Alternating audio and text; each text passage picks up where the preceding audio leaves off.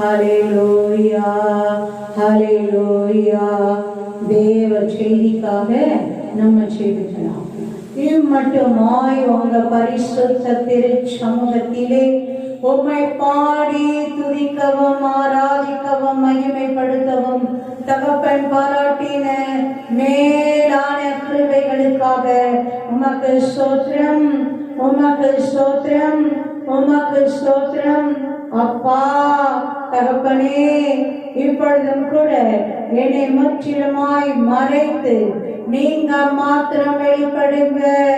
உங்க வார்த்தைகள் மாத்திரம் வெளிப்படுவதாக. நீங்க பேசுங்கப்பா. உங்க அடியவர்கள் நாங்கள் கேட்கிறோம். உங்க வார்த்தைகள் பரலோக மன்னாவாய் பப்பா பலனாய் மகிமையாய் வல்லமையாய் ஆசீர்வாதமாய் என் தகப்பனே தகப்பனே நிறைவாய் இறங்கி நிரப்புவதாக. நிறைவாய் இறங்கி நிரப்புவதாக. சோத்திரத்தோடு பெற்றுக் கொள்கிறோம். கர்த்தாவே சொல்லும் மடியவர்கள் நாங்கள் கேட்கிறோம். இயேசு கிறிஸ்துவின் நாமத்தினால் பிதாவே, ஆமென். ஹல்லேலூயா, glory, ஆமென். இந்த ஆகஸ்ட் 2024க்கும் அப்பா நமக்கு நல்ல ஆசீர்வாதமான வாக்குத்தத்த வசனத்தை கொடுத்திருக்கிறார். ஹல்லேலூயா. ஏசாயா தீர்க்கதரிசன புத்தகம் 35ஆம் அதிகாரம் 10ஆம் வசனம். கர்த்தரால் மீட்கப்பட்டவர்கள் திரும்பி ஆனந்த களிப்புடன் பாடி சீயோனுக்கு வருவார்கள். நித்திய மகிழ்ச்சி அவர்கள் தலையின் மேல் இருக்கும். சந்தோஷமும் மகிழ்ச்சியும் அடைவார்கள். சஞ்சலமும் தவிப்பும் ஓடிப்போம். கர்த்தரால் மீட்கப்பட்டவர்கள் திரும்பி ஆனந்த களிப்புடன் பாடி சீயோனுக்கு வருவார்கள். நித்திய மகிழ்ச்சி அவர்கள் தலையின் மேல் இருக்கும். சந்தோஷமும் மகிழ்ச்சியும் அடைவார்கள். சஞ்சலமும் தவிப்பும் ஓடிப்போம். உம் உயிருள்ள வார்த்தையின்படியே வாக்குத்தத்தத்தின்படியே இந்த மாதம் முழுவதும் எங்கள் வாழ்நாள் முழுவதும் இந்த மாதம் முழுவதும் எங்கள் வாழ்நாள் முழுவதும் தகப்பன் நிறைவாய் ஆசீர்வதிப்பீராக. சோத்திரத்தோடு பெற்றுக் கொள்கிறோம் ஜீவனுள்ள நல்ல பிதாவே, ஆமென் ஆமென். ஹல்லேலூயா, glory, ஆமென். நன்றி அப்பா, நன்றி தகப்பனே, நன்றி அப்பா, நன்றி தகப்பனே, நன்றி அப்பா. இயேசு கிறிஸ்துவின் நாமத்தினால் பிதாவே, ஆமென். ஹல்லேலூயா. இப்பொழுதும் கூட நம்ம வாசித்து தியானிக்கும்படியாய் லூக்கா எழுதின சுவிசேஷம் 9ஆம் அதிகாரம் 18 முதல் வாசிக்கலாம். பின்பு அவர் தமது சீஷரோடே கூட தரித்து ஜெபம் பண்ணிக் கொண்டிருக்கையில் அவர்களை நோக்கி, ஜனங்கள் என்னை யார் என்று சொல்கிறார்கள் என்று கேட்டார். ஆமென். ஹல்லேலூயா. பாருங்க, தனிமையில இயேசுவும் சீஷர்களும் அவ்வளவுதான் ஜெபிச்சிட்டு இருக்காங்க. வேற யாரும் ஜனக்கூட்டம் பொதுமக்கள்லாம் இல்லை. பாருங்க, சீஷர்களும் இயேசுவும் தனித்து ஜெபம் பண்ணி கொண்டு இருக்கையில் பாருங்க ஜெபம் பண்ணிட்டு இருக்காங்க. அப்ப ஏசப்பா சீஷர்களை பார்த்து ஒரு கேள்வி கேட்கிறார். என்ன கேட்கிறாரு? ஜனங்கள் என்னை யார் என்று சொல்லுகிறார்கள். பாருங்க, ஏசப்பா கேட்கிற கேள்வி என்ன கேள்வி? ஜனங்கள் என்னை யாருன்னு சொல்றாங்கப்பா. மக்களோட மக்களா அதிகமா பழகிறவங்க சீஷர்கள்.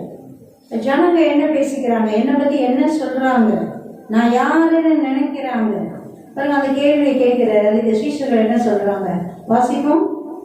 அதற்கு அவர்கள், சிலர் உம்மை யோவான் ஸ்நானகன் என்றும், சிலர் எலியா என்றும், வேறு சிலர் பூர்வகால தீர்க்கதரிசிகளில் ஒருவர் உயிர்த்தெழுந்தார் என்றும் சொல்கிறார்கள் என்றார்கள். அல்லேலூயா. ஜனங்க யாருன்னு சொல்றாங்கன்னா, சில பேர் என்ன சொல்றாங்களா, ஐயோ எலியா தீர்க்கதரிசி, எலியா தீர்க்கதரிசி விழா அற்புதங்களா செஞ்சுட்டு இருந்தாரு, நம்ம வேதத்துல வாசிக்கிறோம். அதே மாதிரி இவர் செய்கிறாரு. அதனால இவர் எலியா தான் வந்துட்டாரு அப்படின்னு நினைக்கிறாங்க. சிலர் பேர் என்ன நினைக்கிறாங்க, யோவான் ஸ்நானகன் என்றும். யோவான் ஸ்நானகன் அவர்தான் சலசேகம் பண்ணி ஏரோது கொண்டு போட்டான்ல, அவரே தான் அப்படி வந்திருக்காரு, அப்படி யோவான் ஸ்நானகனே தான் அப்படின்னு சொல்றாங்களாம். சில பேர் என்ன சொல்றாங்க, பூர்வ காலத்து தீர்க்க தரிசிகளில் ஒரு தீர்க்க தரிசி அப்படின்னு சொல்றாங்களாம். எப்படியோ அவங்களுக்கு அவர் சாதாரணமானவர் இல்லைன்றது நல்லா தெரியுது. ஒன்று யோவான் ஸ்நானகனா இருக்கலாம், இல்லை எலியா தீர்க்க தரிசியா இருக்கலாம், இல்லை ஏதோ பூர்வ காலத்தில் இருந்த தீர்க்க தரிசிகள்ல ஒருத்தர் உயிர் தெழுந்திருக்கிறாரு, உயிர் தெழுந்து நம்மகிட்ட வந்திருக்கிறாரு, அப்படியே மகிமையா அவரு தான் வந்திருக்கிறாரு, ஒரு சாதாரணமானவர் இல்லைன்னு சொல்றாங்க. ஆளாளுக்கு அவங்கவுங்க இஷ்டத்துக்கு அவங்களுக்கு தெரிஞ்ச விதத்துல என்ன பண்றது, அப்படியே பேசிக்கிறது. இந்த காலத்துல எப்படி அடிச்சு விடுறோம்ல, அதே மாதிரிதான் அவங்களும் பண்ணியிருக்காங்க பாருங்க. ஏசப்பட்ட வந்து கேட்கல நீங்க யாரு அப்படின்னு கேட்கல, அவங்கவுங்களா யோசிச்சுக்கிறது. அவங்கவுங்களா நிறைய நேரத்தில் நம்ம பக்தி எல்லாம் நிறைய அப்படிதான் இருக்கு. அவங்க நம்ம யோசிக்கிறதும் நம்ம செய்யறதும் நினைக்கிறதையும் எதையோ பக்தின்னு செஞ்சுட்டு இருக்கிறோம். தேவன் என்ன சொல்றாரோ அதுதான் நல்ல தேவனுக்கு பிரியமான பக்தி. அல்லேலூயா அல்லேலூயா. அப்படி தொடர்ந்து வாசிக்கலாமே. அப்பொழுது அவர், நீங்கள் என்னை யார் என்று சொல்கிறீர்கள் என்று கேட்டார். பேதுரு பிரதித்திரமாக, நீ தேவனுடைய கிறிஸ்து என்றார். அப்பொழுது அவர் அதை ஒருவருக்கும் சொல்லாதபடிக்கு உறுதியாய் கட்டளையிட்டார். அல்லேலூயா. பாருங்க, சரி ஜனங்க சொல்றது இருக்கட்டும், என் கூடயே இருக்கீங்களா, அவங்க தூரமா இருந்து பாக்குறாங்க, நீ கூடயே கிட்ட இருந்து பாக்குறீங்க, நீங்கள் என்னை யார் என்று சொல்லுகிறீர்கள், நீங்க என்ன யாருன்னு சொல்றீங்க, நீங்க சொல்லுங்க. உடனே பேதுரு சொல்றாரு பாருங்க, நீர் தேவனுடைய கிறிஸ்து, நீங்க தான் மேசியா, நீங்க தான் ரட்சகர், நீங்க தான் எங்கள் பாவங்களிலிருந்து எங்களை மீட்டு ரட்சிக்கும்படியாய் வந்திருக்கிற ரட்சகர். எவ்வளவு தெளிவா சரியான சத்தியத்தை அப்படி திட்டமும் தெளிவுமா சொல்ற. அல்லேலூயா.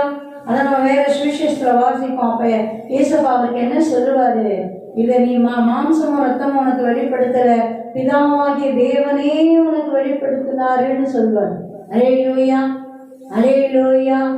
பாருங்க, நீங்க நான் யாருன்னு நீங்க சொல்றீங்கன்னு கேட்ட உடனே, நீர் ஜீவனுள்ள தேவனுடைய கிறிஸ்து அப்படின்னு சொல்றாரு, பேதுரு சொல்றாரு. உடனே ஏசப்பா இது யாருக்கும் சொல்ல வேண்டாம் அப்படின்னு கட்டளை கொடுக்குறாரு. ஏன்னா அவன் வேலை வராததுனால, இன்னும் அவர் செய்ய வேண்டிய பணிகள் செய்து முடிக்க வேண்டியது இருக்கிறதுனால, பாருங்க இந்த சம்பாஷணம் தனிமையில நடக்குது, பொதுக்கூட்டத்துல இல்ல. பாருங்க, இதை யாருக்கும் சொல்ல வேண்டாம் அப்படின்னு உறுதியாய் கட்டளை இட்டார். அப்படி தொடர்ந்து வாசிங்க. மேலும் மனுஷகுமாரன் பல பாடுகள் படவும், மூப்பராலும் பிரதான ஆசாரியராலும் வேதபாரகராலும் ஆகாதவர்கள் தள்ளப்படவும் கொல்லப்படவும் 3ஆம் நாளில் உயிர்த்தெழுந்திருக்கவும் வேண்டும் என்று சொன்னார். அல்லேலூயா அல்லேலூயா. எவ்வளவு திட்டமும் தெளிவுமா நீ கரெக்டா சொல்லிட்டப்பா. வெளிப்பாடு தேவனுடைய கிறிஸ்து, ரட்சகர், மீட்பர், மேசியா, பிரஜாதிபதி. கரெக்டு. பாருங்க, என்ன பர்பஸ், என்ன வேலைக்காக தெய்வமே மனித உருவமா எடுத்து வந்திருக்கிறாரு, ரட்சகரா, மீட்பரா, பிரஜாதிபதியா, மேசியாவா, எதுக்காக இயேசு கிறிஸ்துன்ற பெயர்ல படைச்ச தெய்வம் மனுஷனா வந்திருக்காரு, தெளிவா சொல்றாரு பாருங்க. மனுஷகுமாரன் பல பாடுகள் படவும், மூப்பராலும் பிரதான ஆசாரியராலும் வேத பாரகராலும் ஆகாதவன் என்று தள்ளப்படவும் கொல்லப்படவும் 3ஆம் நாளில் உயிர் தெழுந்திருக்கவும் வேண்டும். ஆமென் என்று சொன்னார். பாருங்க, எப்படி தள்ளப்படுவார், கொல்லப்படுவார், 3ஆவது நாளில் உயிரோடு எழுந்திருப்பார். ஆமென் அல்லேலூயா.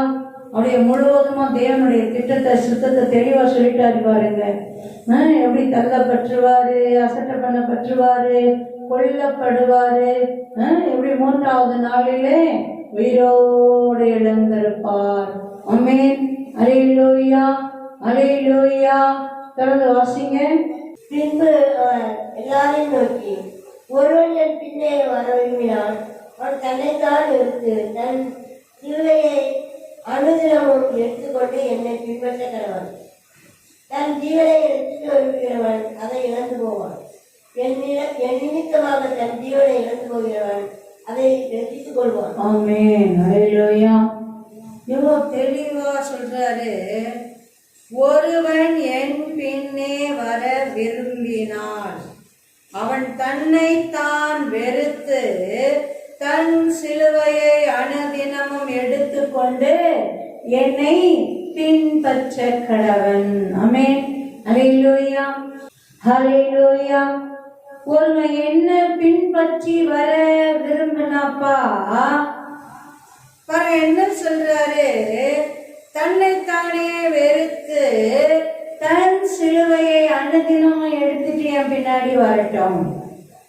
என்ன பின்பற்ற விரும்பினார், தன்னைத்தானே வெறுத்து தான் சிலுவையை எடுத்துக்கொண்டு என் பின்னே வரக்கடவன். அனுதினம் டெய்லி. ஆமென். அல்லேலூயா. தன் ஜீவனை ரட்சிக்க விரும்புகிறவன் அதை இழந்து போவான். என் நிமித்தமாக தன் ஜீவனை இழந்து போகிறவன் அதை ரட்சித்துக் கொள்வான். நம் புத்திக்கு விளங்காத ஒரு காரியத்தை ஏசப்பா சொல்லி கொடுக்குறாரு பாருங்க. என் உயிரை நான் எப்படியாவது காப்பாத்திக்கிறணும்னு நினைச்சுக்கிறவன் இழந்து போயிருவானா. ஆனா அவர் நிமித்தமா உயிரையே கொடுத்தாலும் கொடுப்பேன் அப்படின்னு கொடுக்கிறவங்க பாருங்க, அப்படி தன் ஜீவனையே ரட்சித்துக் கொள்ளுவான். அல்லேலூயா. அதான் ஏசப்பா அழகா சொல்லி கொடுத்தாரு. மனுஷர்களுக்கு மாத்திரம் நீ பயந்துட்டு இருக்காதப்பா, ஆத்மாவையும் நரகத்துல தள்ள வல்லவருக்கே நீ பயப்படு. அந்த சரீரத்தை மட்டும் கொள்ள முடியும்ன்ற ஆட்களுக்கு நீ பயந்துராத. பயந்துட்டு தேவனை மறுதளிச்சிடாத, பின்வாங்கி போயிடாத. அதெல்லாம் தெளிவா சொல்லி கொடுக்கிறார். தன் ஜீவனை ரட்சிக்க விரும்பினா அதை இழந்து போயிடுவான். ஆனா என் நிமித்தமா, என் நாமத்தின் நிமித்தமா தன் ஜீவனையே இழந்து போகிறவன் அவன் ஜீவனை பெற்றுக் கொள்ளுகிறான். அல்லேலூயா. ஒருவன் என் பின்னே வர விரும்பினால் தன்னை தானே வெறுத்து தன் சிலுவையை அன்னதினம் எடுத்துட்டு என் பின்னாடி வரட்டும். தான் ஜீவனை ரட்சிக்க விரும்புறவன் இழந்து போயிடுவான், மிளந்து போயிடுவான். ஐயோ உயிரை காப்பாத்திக்கிறனுமேன்றதுக்காக மறுதளிச்சுட்டு போறவன் பரலோகத்தை, நித்திய ஜீவனை, முடிவில்லாம வாழ்க்கைய இழந்து போயிடுவான். என் நாமத்தின் நிமித்தம், என் நிமித்தம் தன் ஜீவனையே இழக்கிறவன் என்ன பண்ணுவான், அப்படி தன் ஜீவனை ரட்சித்துக் கொள்ளுவான். அல்லேலூயா, அல்லேலூயா, அல்லேலூயா, அல்லேலூயா. நம்ம எப்பொழுதும் நம்ம ஜீவனை ரட்சிக்கிறவர்களாய், தேவனின் பேரில் நம்பிக்கை வைக்கிறவர்களாய், அவரை உறுதியாய் பற்றி பிடிக்கிறவர்களாய், அனுதினமும் நம்ம சிலுவை எடுத்துட்டு அவர் பின்னாடி நடந்து செல்லுகிறவர்களாய், நித்திய பரலோகத்தை சுதந்திரிக்கிறவர்களாய் நம்ம இருக்கணும். அல்லேலூயா. உலகத்துல இருக்கிற எல்லா ஆசீர்வாதங்களும் தேவன் நமக்காக தான் வச்சிருக்கிறார். கண்டிப்பா கொடுப்பார். அவர் பிள்ளைகளுக்கு தான் கொடுப்பார். அவர் பிள்ளைகளுக்கு தான் கொடுப்பார். மேன்மை மகிமையுமா நிறைவுல கொடுப்பார். பாருங்க, சிலது கிடைக்குது, சிலது கிடைக்கல, அதெல்லாம் இல்லை. ஆனா என் தேவனை எதுக்காகவும் விட்டுற மாட்டேன். ஆமென். என் தேவனை எதுக்காகவும் விட்டு பின்வாங்கி போயிட மாட்டேன். ஷாத்ராக், மேஷாக், ஆபேத்நேகோ, தானியேல் எவ்வளவு ஒரு நல்ல உதாரணம். அனனியா, அசரியா, மிஷாவேல். ஷாத்ராக், மேஷாக், ஆபேத்நேகோ அப்படின்னு அவங்களுக்கு பேர் வைக்கிறாங்க, மறுபேர். தானியலுக்கு எப்படி பெல்தெஷாத்சார்னு வச்சாங்களோ அந்த மாதிரி. இந்த வாலிபர்கள் ஜீவனையே இழந்து போனாலும் பரவாயில்ல, தேவனுக்கு பிரிய இல்லாத காரியம் நாங்க செய்ய மாட்டோம்னு நின்னதுனால தேவன் எவ்வளோ பெரிய அற்புதரா அவங்க மத்தியில இறங்கி தேசத்தின் மாகாணத்தின் அதிபதிகளா அந்த 3 பேரை வைக்கிறாரு. தானியேல பிரதானிகளுக்கெல்லாம் தலைமையான பிரதானியா ராஜாவுக்கு அடுத்த ஸ்டேஜ்ல வைக்கிறார். பாருங்க, ராஜாவுக்கு அடுத்து 3 பிரதானிகள். அந்த 3 பிரதானிகளும் முதன்மையானவர் ராஜா. ராஜாவுக்கு அடுத்து தானியேல். அதுக்கப்புறம் தான் அந்த மற்ற 2 பிரதானிகள் வராங்க. அந்த அளவுக்கு தேவன் உயர்த்தி வைக்கிறார். ஆமென். பாருங்க எந்த அளவு இந்த வசனம் அப்படியே நிறைவேறி இருக்கு பாருங்க. தன் ஜீவனையே என் நிமித்தமா கொடுக்கறதுக்கு தயாரா இருந்த உடனே எத்தனை பெரிய மேன்மையும் மகத்துவமும். யோசிப்பும் அப்படிதான் பாருங்க. பரிசுத்தத்தை தேவனுக்கு பிரிய இல்லாத காரியம் செஞ்சு ஒரு வாழ்க்கை எனக்கு தேவையில்லை. அது எந்த பிரச்சனையை கொண்டு வந்தாலும் சரி, தண்டனையை கொண்டு வந்தாலும் சரி, உயிரே போனாலும் சரி, என் தேவனுக்கு விரோதமா பரிசுத்த குலைச்சலான பாவத்தை நான் செஞ்சிட மாட்டேன் அப்படின்னு உறுதியா நின்னதுனால பாருங்க எல்லாருக்குமே பாருங்க சில சங்கடங்கள் மாறி வந்தது. ஆனா தேவன் அந்த தீமையெல்லாம் நன்மையா மாற்றி உயர்வா உயர்வா உயர்வா உயர்வா தூக்கி வச்சுட்டாரு. நம்ம ராஜாக்களோட பிரபுக்களோட ஆசனத்தில் அமரும்படி மேன்மையை மகிமையுமாய் வைத்து ஆளுகைகளை கொடுத்தார். ஆமென். அல்லேலூயா. எந்த காரணத்துக்காகவும் கிறிஸ்துவ மறுதலிச்சிடக்கூடாது. மனிதர்கள் முன்பதாக தான் கிறிஸ்து அழகா சொல்லுவார் இல்ல, மனிதர்கள் முன்பதாக என்ன அறிந்திருக்கிறத ஒருத்தன் மறுதலிச்சா நான் தூதர்கள் முன்பதாக பரலோகத்துல நான் அவங்கள தெரியாதுன்னு சொல்லுவேன். மனிதர்கள் முன்பதாக என்ன அறிக்கையிட்டா தெய்வ தூதர்கள் முன்பதாக அவங்களை நான் அறிக்கை செய்வேன். அல்லேலூயா. சில பேர் நல்ல விசுவாசமா இருப்பாங்க, ஆண்டவர் மேல விசுவாசமா இருப்பாங்க. ஆனா சொந்தக்காரங்க மத்தியில நான் ஏசப்பா எனக்கு பிடிக்கும், நான் ஏசப்பாவை ஃபாலோ பண்றேன் அப்படின்னு சொல்ல மாட்டாங்க. ஒரு 4 பேர் சேர்ந்து ஏதோ ஒரு பேசுறாங்க அப்படின்னா அந்த இடத்துல ஏசப்பாவை மகிமைப்படுத்தி பேச மாட்டாங்க, அப்படியே அறிக்கை செய்ய மாட்டாங்க. அதுதான் ஆண்டவர் செய்யாத செய்யணும், விட்டு கொடுக்க கூடாது, பின் வாங்காத, மறுதளிக்காத அப்படின்னு சொல்லி கொடுக்குறாரு. அல்லேலூயா. இங்கேயும் அப்படிதான் தெளிவா சொல்லி கொடுக்குறாரு பாருங்க.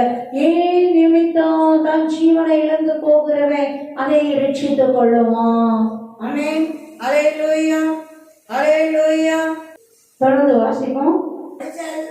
உலகம் முழுவதையும் ஆதாயப்படுத்திக் கொண்டாலும் தன்னைத்தான் எடுத்து நஷ்டப்படுத்தினால் அவனுக்கு லாபம் என்ன? என்னை குறித்தும் என் வார்த்தைகளை குறித்தும் எவன் வெட்கப்படுகிறானோ அவனை குறித்து மனுஷகுமாரனும் தம்முடைய மகிமையோடும் பிதாவின் மகிமையோடும் பரிசுத்த தூதர்களின் மகிமையோடும் வரும்போது வெட்கப்படுவார்.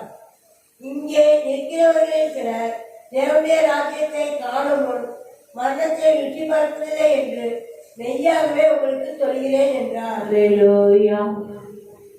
உலகம் முழுவதையுமே ஆதாயமாக்கினாலும் தன் ஜீவனை நஷ்டப்படுத்தினால் அவனுக்கு லாபம் என்ன? இவ்வளவு அருமையான கேள்வி. இந்த கேள்வி ஏசப்பா கேட்ட இந்த கேள்வி ஒவ்வொரு மனுஷனும் இருதயத்துல பதிக்க வேண்டிய கேள்வி. நீ உலகம் முழுசையும் ஆதாயமாக்கிட்ட, உலகமே உனக்கு பின்னாடி நிற்கிது, உலகமே நீ என்ன சொன்னாலும் கேட்பேன் அப்படின்னு உடனே சரண்டர்னு நிற்கிது. இல்ல உன் எல்லையில உன் கூட்டம் ஒரு பெரும் கூட்டம் நிற்கிது, எல்லாம் சரிதான். ஆனா உன் ஜீவனை நஷ்டப்படுத்திட்டீன்னா உனக்கு என்ன லாபம்? எல்லாம் சரிதான், உலகமே உன் பேச்ச கேட்குது, தூக்கி வச்சு கொண்டாடுது, மதிக்குது, பெருமையா நினைக்குது, உனக்கு ஆகுமான்னு சொல்லுது, எல்லாம் சரிப்பா.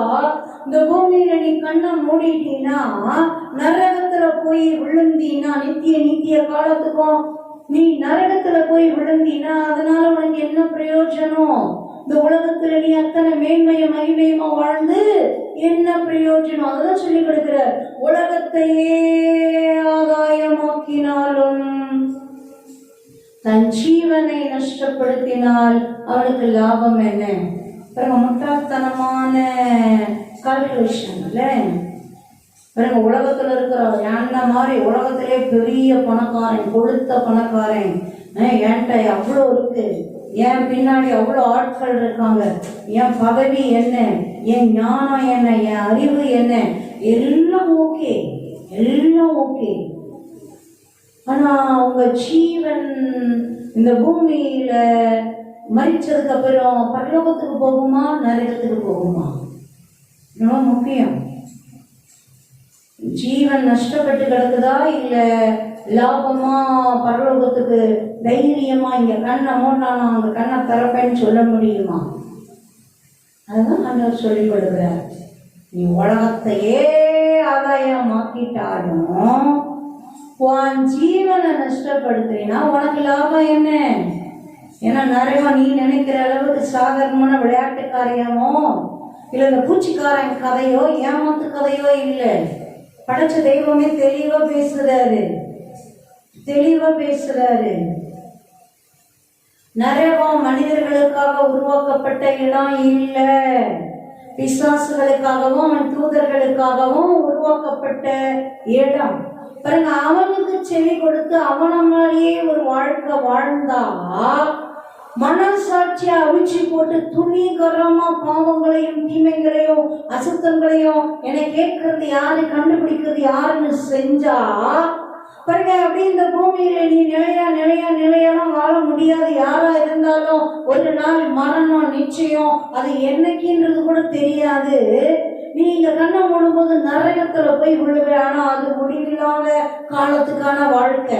எப்படி பரலோகம் நித்திய நித்திய நித்திய மகிழ்ச்சிக்கான வாழ்க்கையோ, அதே மாதிரி நரகம் நித்திய நித்திய நித்திய அலறுதலும் வேதனையும் அக்னியும் புலம்பலும் பற்கடிப்பும் இருட்டும் நாத்தமும் புழுக்களும் பூச்சிகளும் நிறைந்த அப்படியே முடிவில்லாத மோசமான வாழ்க்கை.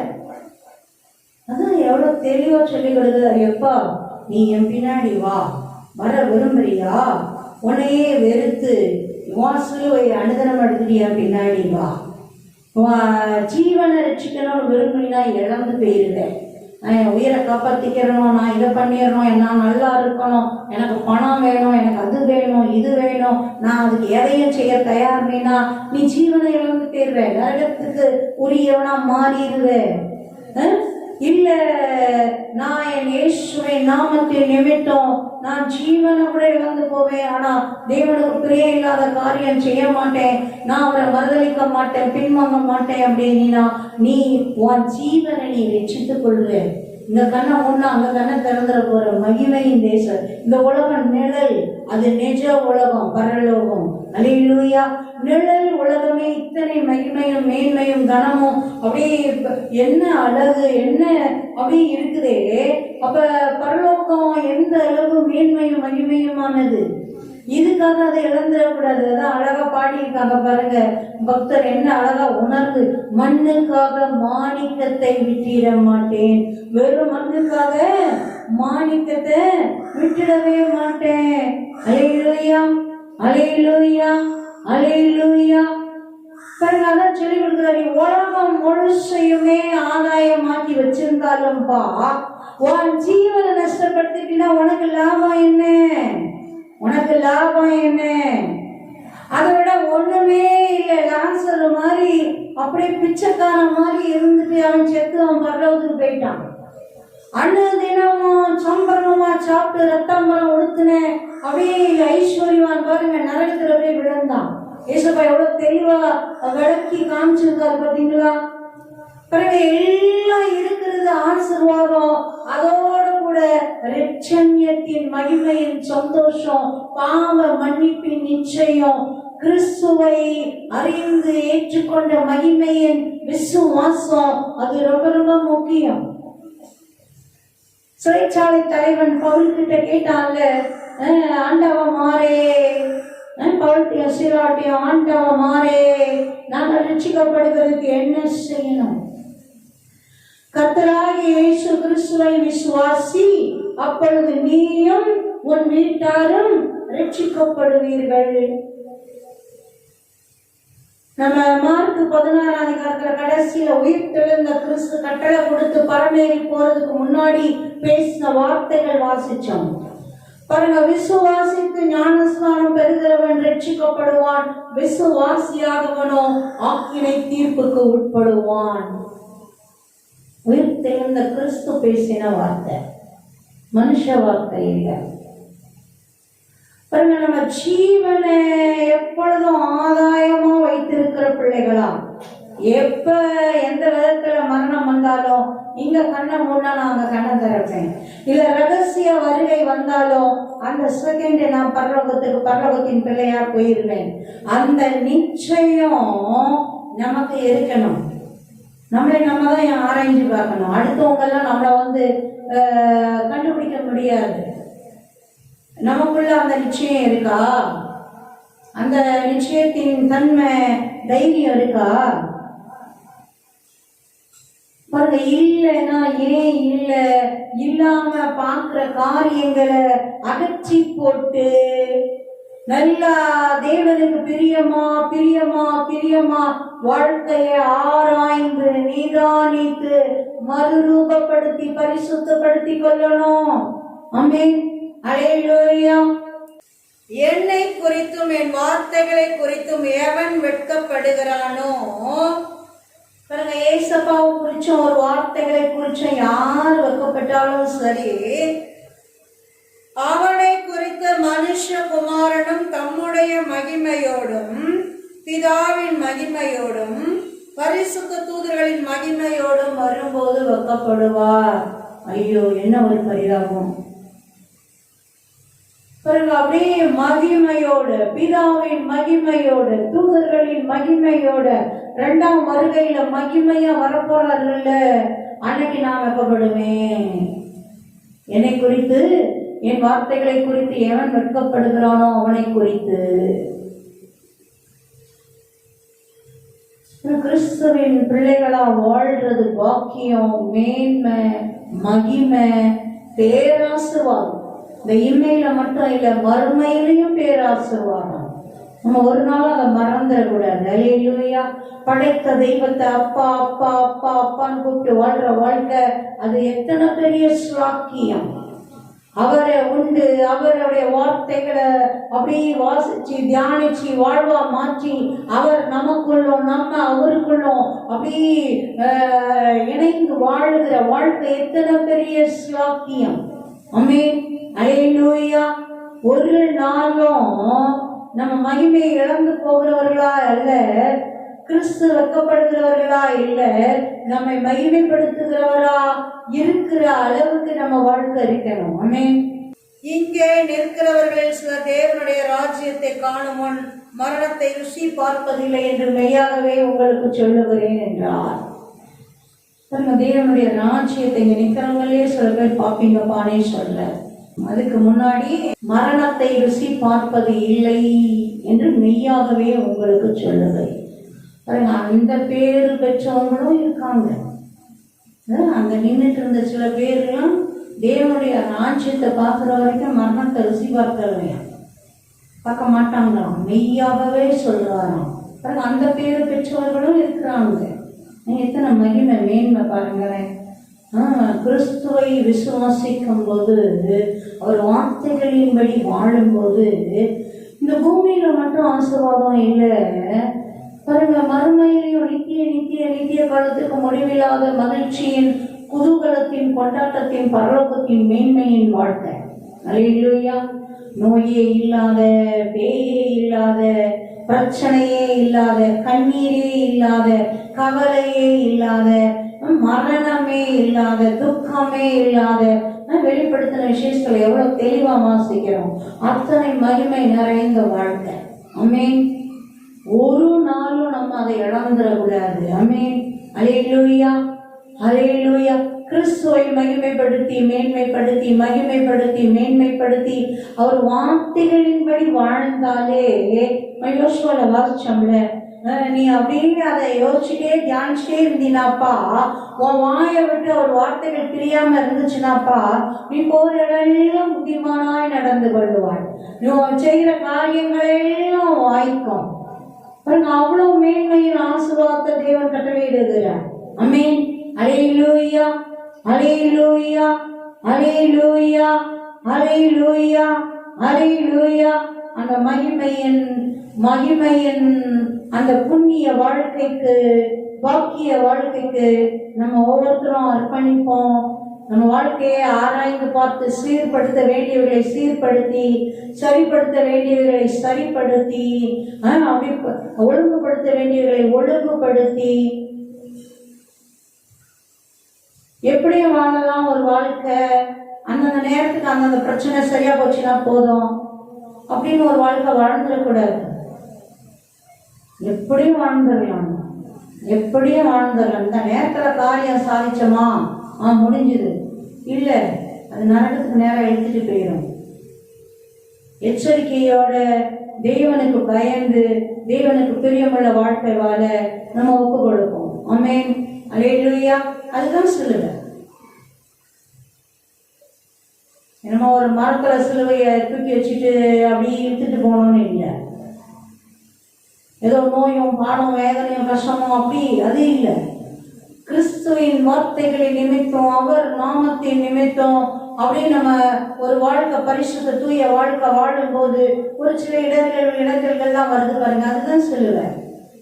அதெல்லாம் அப்படியே அசட்டை பண்ணிட்டு கிறிஸ்துவையே நோக்கி பார்த்து போயிட்டே இருந்தோம்னா ஜெயமா பரலோகத்தின் மேன்மையின் பாக்கியத்துக்கு போய் சேர்ந்துடலாம். அல்லேலூயா, அல்லேலூயா. ஆராய்ந்து சரிப்படுத்தி தேவனுக்கு பிரியமான வாழ்க்கை வாழ ஒப்பு கொடுப்போம், ஒப்பு கொடுப்போம். குழியில விழுந்துட்டா குழியிலே கிடக்கக்கூடாது, ஏறி மேல வந்துடணும். விழுந்துட்டோம்னா விழுந்த இடத்துலயே கிடக்கக்கூடாது, எந்திரிச்சு தட்டி விட்டுட்டு வீர நட போட ஆரம்பிச்சிடணும். அல்லேலூயா. தேவன் ஒத்தாசை செய்வார். ஆமென், அல்லேலூயா. நடக்க ஆரம்பிச்சிட்டோமா, விழாம சறுக்காம தேவனுடைய வார்த்தையிலே வாழ்ந்தா அது ராஜ பாதை. ஏசாயா 35 வாசம்ல பெரும் பாதை, அது ராஜ பாதை, இடர்கள் இல்லாத பாதை. ஓடினாலும் இடர மாட்டாய், அப்படி அந்த அளவு மகிமையான பாதை. பேதையா இருந்தாலும் திசை கெட்டு போக மாட்டாய், அந்த மகிமையான பாதை. தீட்டுள்ளவன் பிரவேசிக்க முடியாத ராஜ பாதை. பாருங்க, துஷ்ட மிருகங்களோ கரடியோ சிங்கமோ அங்க இருக்க காணப்படவும் மாட்டாது. அந்த மாதிரி ஒரு மகிமையான பரிசுத்த பாதுகாப்பான பாதை, ஒளியின் பாதை, இயேசுவின் பாதை. நானே வாசல், நானே வாசல், நானே வாசல் நரில, நானே வழி, நானே சத்தியம், நானே ஜீவன் சொல்லியிருக்காருல்ல, அவருதான் பாதை. பாருங்க, அது மகிமையின் பாதை, மேன்மையின் பாதை, ராஜ பாதை, பரலோக பாதை. ஆமென், அல்லேலூயா. அந்த பாதையில நம்ம ஓடலாம், நல்லா வீறு நட போடலாம். ஆமென், அல்லேலூயா. ஜெபிக்கலாம். வர நாட்கள் நம்ம தொடர்ந்து தியானிக்கலாம். அன்பின் தகப்பனே, உம்மை நன்றியோடு சோதரிக்கிறோம். எத்தனை மகத்துவம் உள்ளவர் அப்பா, எத்தனை நல்லவர் அப்பா. நீங்கள் என்னை யார் என்று சொல்லுகிறீர்கள்? நீ என்னை யாருன்னு சொல்றப்பா? இன்றைக்கு ஏசப்பா நம்ம ஒவ்வொருத்தரையும் பார்த்து இந்த கேள்வியை கேட்கிற, நீ என்னை யாருன்னு சொல்ற? நீ யாருன்னு சொல்ற? எந்த ஸ்தானத்துல என்ன வைத்திருக்கிற? பேதுருவை போல நீ ஜீவனுள்ள தேவனுடைய குமாரனாகிய கிறிஸ்து. அந்த வெளிப்பாடு இருக்கா? அந்த வெளிப்பாடு இருக்கா? இல்ல 10 11 வச்சிருக்கியா? அப்படியும் போவேன், இப்படியும் போவேன், எப்படியும் போவேன், எப்படியும் போவேன், ஏசுகிட்டே வருவேன். தேவ பிள்ளையே, மனம் திரும்பு, மனம் திரும்பு. தேவனுடைய வார்த்தைகளின்படி வாழுகிற வாழ்க்கைக்கு உன்னையும் குடும்பத்தையும் ஒப்புக்கொடு, ஒப்புக்கொடு. உன் இலைகளை எல்லாம் சீர்படுத்து, சரிப்படுத்து. உலகம் போற போக்கு, எவ்வளவோ கோடி பேர் போறாங்க, அதனால அது சரின்னு ஆயிராது. எவ்வளோ கோடி பேரு குடிக்கிறாங்க, நானும் குடிப்பேன், கிளம்பிராது. தேவன் அருவருக்கிற எந்த பாவமோ காரியமோ உன் எல்லையில இருக்க வேண்டாம். தேவன் அருவருக்கிற காரியங்கள் எது எதுன்னு உனக்கு எப்படி தெரியும்? பரிசுத்த வேதாகமத்தை அனுதினமும் வாசி, அதை உன் இருதயத்துல சிந்தனையில வைத்து யோசி. உன் வாழ்க்கையெல்லாம் பரிசுத்த வாழ்க்கையா, மகிமையின் வாழ்க்கையா, ஆசீர்வாதத்தின் வாழ்க்கையா, உன் ஜீவனை நீ ஆதாயப்படுத்தி கொண்ட மகத்துவம் உள்ள வாழ்க்கையா இருக்கும். நன்றி அப்பா. இணைந்து ஜெபிக்கிற ஒவ்வொரு பிள்ளைகளையும் பொறுப்பெடுத்துக் கொள்ளுங்க, உணர்த்தி கொடுங்க, சீர்படுத்துங்க, சரிப்படுத்துங்க, சிறப்படுத்துங்க. தகப்பனே தகப்பனே தகப்பனே, ஒரு மனசாட்சியை மழுக்கி போட்ட வாழ்க்கை அல்ல, உலகத்தோடு உலகமாய் கலந்து விட்ட வாழ்க்கை அல்ல அப்பா, உமக்கு பிரியமான வாழ்க்கையாய் தகப்பனே, பாவங்களை அருவறுத்து தள்ளுகிற வாழ்க்கையாய், பாவ சந்தர்ஷங்களை அருவறுத்து தள்ளுகிற வாழ்க்கையாய் தகப்பனே இருக்கும்படி கிருபை செய்தருளுங்க. பாவம் ஒரு நாளும் சந்தோஷத்தை கொடுக்காது, பிசாசு ஒரு நாளும் சந்தோஷத்தை கொடுக்காது. சந்தோஷம் மாறி காண்பித்து அப்படி இழுத்து வளைக்குள்ள இழுத்து அவ்வளவுதான் அழிச்சு நரகத்துல தள்ளிடும். வீட்டில் பூச்சி ஒளிய பார்த்து போய் அதுல விழுந்து சாகுற மாதிரி அப்படி நல்லா இருக்குன்ற மாதிரி படத்தை காமிச்சு உள்ள இழுத்து போட்டு இல்லாம ஆக்கிறோம். சிலந்தி வலை நல்லா ஊஞ்சல் மாதிரி இருக்குன்னு அதுல உட்காந்து ஆடணும்னு நினைக்காத, அவ்வளவுதான் அழகா அது உறிஞ்சிட்டு கீழே போட்டுரும். பாவமும் பிசினஸும் என்னைக்கு நல்லது செய்யாது, நல்லது கிடையாது. ஒரு பாவத்தினால கிடைக்கிற சந்தோஷம் அது சந்தோஷமே கிடையாது. சந்தோஷம் நினைச்சு அதோட பிடிக்குள்ள போய் மாட்டிராதே. வெளியே வர முடியாத மாதிரி போய் மாட்டிராதே. தகப்பனே, அப்படி மாட்டி இருக்கிற ஒவ்வொரு பிள்ளைகளையும் உங்க கரத்திலே அர்ப்பணிக்கிறோம். எங்களை விடுதலையாக்குங்க ஏசப்பா. நாங்க அருவறுத்து தள்ளுறோம், ஆனா எங்களால முடியல, திரும்ப திரும்ப விழுந்துடுறோம். ஐயா, நாங்க விட்டுறோம் நினைக்கிறோம், விட முடியலன்னு கதறி ஜெபிக்கிற அர்ப்பணிக்கிற ஒவ்வொரு பிள்ளைகளையும் நீங்க பொறுப்பெடுத்துக் கொள்ளுங்க. கிருபை செய்யுங்க, விடுதலை கொடுங்க, ஜெயிக்கிற அந்த கிருபையை கொடுங்க. ஜெயமா முன்னேறி செல்லும்படி, மீதித்து தள்ளி முன்னேறி செல்லும்படி அனுகிரகம் செய்தருளுங்க. நன்றி அப்பா, நன்றி அப்பா, நன்றி அப்பா. முழுவதுமா எங்க வாழ்க்கைகளை அர்ப்பணிக்கிறோம் அப்பா. எங்க ஆவி ஆன்மா சரீரத்தை உங்க கரங்களிலே அர்ப்பணிக்கிறோம் அப்பா. குற்றமே இல்லாம கரைத்தரை இல்லாம தகப்பன் காத்து கொள்ளுங்க அப்பா.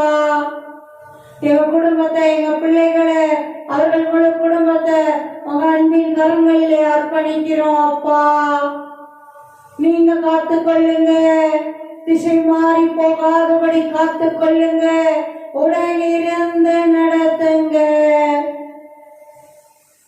எங்கள் ஜீவனை காத்து கொள்ளுகிற பிள்ளைகளாய், நீர் மகிமையில வரும்போது எங்களை மகிமைப்படுத்துகிற வாழ்க்கை வாழுகிற பிள்ளைகளாய் நிறைவாய் ஆசீர்வதித்தருளுங்க.